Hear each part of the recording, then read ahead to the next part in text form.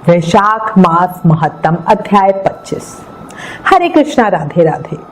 वैशाख मास की महिमा बताते हुए हमारे संतों ने कहा है कि कोई धन में, विद्या में, भाग्य में कितना भी कमजोर क्यों ना हो, असमर्थ हो, उसको उतने ही जोश से, प्रियतम से बलपूर्वक वैशाख स्नान करना चाहिए। इससे उसे धन में, बल में, विद्या में वृद्धि मिलती ही मिलती है। वैशाख मास के अंतिम 5 दिनों का बहुत अधिक महत्व है। अंतिम 5 दिनों में अगर हम पूरे नियम से स्नान करते हैं तो हमें पूरे वैशाख मास का ही फल मिल जाता है। इसलिए अभी भी समय है, वैशाख मास में प्रियतम से कुछ ना कुछ जरूर कर लो। अब श्री गणेश जी महाराज और अपने गुरुदेव को याद करते हुए वैशाख महत्तम का अध्याय 25 सुनते हैं। पान फूल मोदक चढ़े, लड्डू मेवा थाल, सतगुण हमको दीजिए, हे शिव जी के लाल। बोलो गणेश जी महाराज की जय। बिना गुरु ज्ञान नहीं और बिना ज्ञान समाज में मान नहीं। तो जो चाहिए समाज में मान, तो होना चाहिए हमें ज्ञान, और वो मिलेगा गुरु से। इसलिए गुरु महाराज की जय। कल वैशाख मास महत्तम के अध्याय 24 में वैशाख शुक्ल पक्ष द्वादशी के महत्व को जाना था। अब आज इस अध्याय में वैशाख की अंतिम 3 तिथियों का महत्व जानेंगे। शुरू करते हैं। शुद्धदेव जी कहने लगे, हे राजन, वैशाख के शुक्ल पक्ष में जो अंतिम 3 तिथियां त्रयोदशी से पूर्णिमा तक है, वो बड़ी पवित्र और शुभकारक है। उनका नाम पुष्करणी है। ये सब पापों का क्षय करने वाली, नाश करने वाली है। जो संपूर्ण वैशाख मास में स्नान करने में असमर्थ है, वो यदि इन 3 तिथियों में भी स्नान कर लेगा तो उसे वैशाख मास का पूरा फल मिल जाएगा।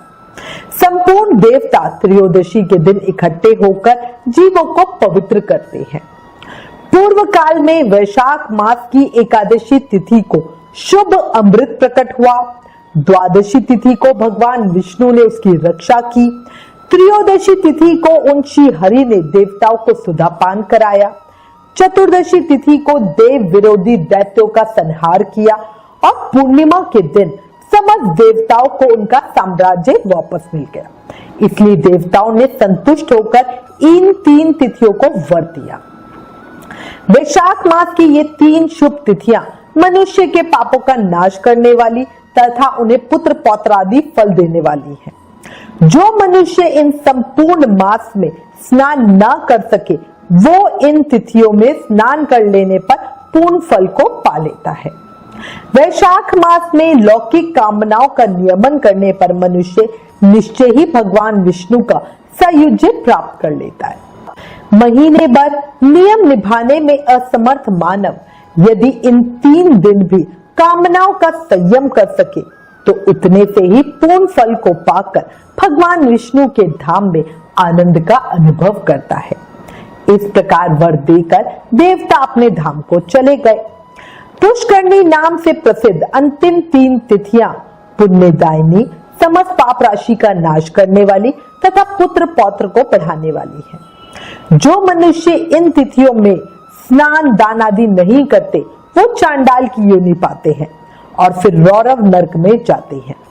जो इन 3 तिथियों में गर्म जल से स्नान करते हैं, वो 14 मनवतर तक रौरव नरक में निवास करते हैं। पितरों और देवताओं के लिए जो दही और अन्न दान नहीं करते, वो पिशाच की योनि प्रलय काल तक भोगते हैं। जो वैशाख मास में नियम पूर्वक कर्तव्य कर्मों में लगे रहते हैं, वो भगवान विष्णु की सायुज्य मुक्ति को प्राप्त होते हैं। इसमें कोई भी संदेह नहीं है। वो वैशाख के पूरे महीने में नियम पूर्वक ना रहकर केवल इन 3 तिथियों में शास्त्र विहित कर्म करते हैं, वो पूर्ण फल पाकर विष्णु लोक में निवास करते हैं। जो स्त्री पूर्णमासी के दिन ब्राह्मण को मालपुआ और खीर भोजन कराती है, वो कीर्तिमान पुत्र पाती है। जो वैशाख मास में अंतिम 3 दिन गीता का पाठ करता है, उसे प्रतिदिन अश्वमेध यज्ञ का फल मिलता है। जो इन 3 दिनों में विष्णु सहस्त्र नाम का पाठ करता है, उसके पुण्य फल का वर्णन करने में इस भूलोक और स्वर्गलोक में कौन समर्थ है। पूर्णमासी के दिन को कोई सहस्त्र नामों का पाठ करे और एक एक नाम पर मधुसूदन भगवान को दूध से स्नान करावे तो उसके सब पाप दूर हो जाते हैं और वो विष्णुलोक को जाते हैं। वैशाख मास में प्रतिदिन भागवत के आधे या चौथाई श्लोक का पाठ करने वाला मनुष्य ब्रह्म भाव को प्राप्त होता है। जो वैशाख के अंतिम 3 दिनों में भागवत शास्त्र का पाठता या सुनता है वो जल से कमल के पत्ते की भांति सभी पापों से लिप्त नहीं होता। इन 3 दिनों के सेवन से कितने ही मनुष्यों ने देवत्व को प्राप्त कर लिया, कितने ही सिद्ध हो गए और कितने ही मनुष्यों ने ब्रह्म तत्व को प्राप्त कर लिया। ब्रह्म ज्ञान से मुक्ति होती है अथवा प्रयाग में मृत्यु होने से या वैशाख मास में नियम पूर्वक प्रातः काल जल में स्नान करने से मोक्ष की प्राप्ति होती है। इसलिए वैशाख के अंतिम 3 दिनों में स्नान, दान और भागवत पूजन आदि अवश्य करना चाहिए। तीनों भुवन में 3.5 करोड़ तीर्थ हैं।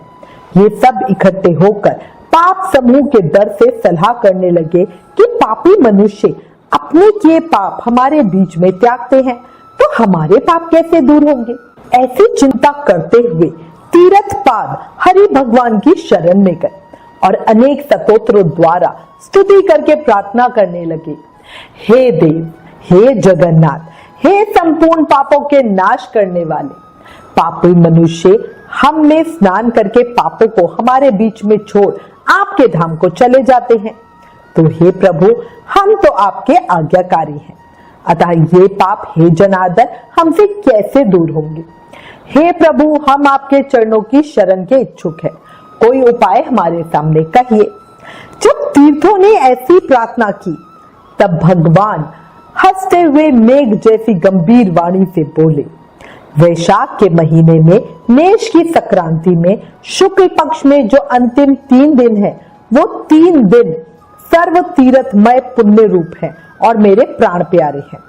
इनमें सूर्य उदय से पहले स्नान कर जल से बाहर आ जाए, जिससे सब प्रकार के पापों से छूट पुण्य रूप और निर्मल होते हैं। इन 3 दिनों के बीच जो कोई स्नान नहीं करता उन मनुष्यों में ही पाप रहते हैं। जो पाप तुम्हारे बीच में उनसे निकलकर इकट्ठे हुए हैं। जो मनुष्य इस प्रकार तुम्हारे बीच में पाप छोड़ गए हैं वो उनमें चले जाते हैं। ऐसा विष्णु भगवान ने तीर्थों को वरदान दिया और ऐसी आज्ञा दे योग बल से वही अंतर्ध्यान हो गए। सब तीर्थ अपने अपने धाम को चले गए। प्रतिवर्ष वैशाख के महीने में पिछले 3 दिनों में सब अपने अपने पापों को छोड़ निर्मल होते हैं। जो वैशाख के पिछले 3 दिनों में स्नान नहीं करते उन्हीं के ऊपर सब मनुष्यों के पाप आकर ठहर जाते हैं। इस प्रकार स्नान न करने वाले मनुष्यों को तीर्थ श्राप देते हैं। जो कोई इन 3 दिनों में स्नान नहीं करता उसके समान कोई पापी नहीं है। वैशाख मास महत्तम अध्याय 25 संपूर्ण। कल अध्याय 26 में आगे की कथा सुनेंगे। अंत में कहूंगी, हर व्यक्ति के पास मनचाहा कर्म करने की पूरी आजादी है, लेकिन उस कर्म के अनुसार परिणाम के लिए भी हमें तैयार रहना चाहिए। याद रखो, सब कर्मों का खेल है, जो किया वो वापस आएगा। आज जो तुझे रुला रहा है कल कोई उसे रुलाएगा, है ना। इसलिए हमेशा शुभ कर्म करते रहो, कभी किसी का बुरा मत करो। और वैशाख का ये पवित्र महीना शुभ कर्म करने का सबसे आसान तरीका है। इस महीने में किए गए किसी भी कर्म का फल हमें बहुत अधिक होके मिलता है। अच्छे कर्म करेंगे तो वो भी अधिक होके मिलेगा, बुरे कर्म करेंगे तो वो भी अधिक होके मिलेगा, है ना। इसलिए अभी भी समय है, सब ठीक कर लो और हर समय, हर पल, हर सांस के साथ नाम जाप करते रहो। प्रेम से, मन से, भाव से बोलो, हरे कृष्ण कृष्ण कृष्ण हरे हरे, हरे राम राम राम हरे हरे। याद रखो, कलयुग केवल नाम आधार, सिर्फ नाम जाप करके ही प्रेम, शक्ति, भक्ति, मुक्ति सब पाया जा सकता है। लास्ट में एक रिक्वेस्ट, प्लीज इन वीडियोस को ज्यादा से ज्यादा शेयर करके वैशाख मास के प्रभाव को सबको बताओ। अपने शास्त्रों का ज्यादा से ज्यादा प्रचार करो, ये भी एक सेवा है। Please like, share and subscribe. Thank you. Hare Krishna.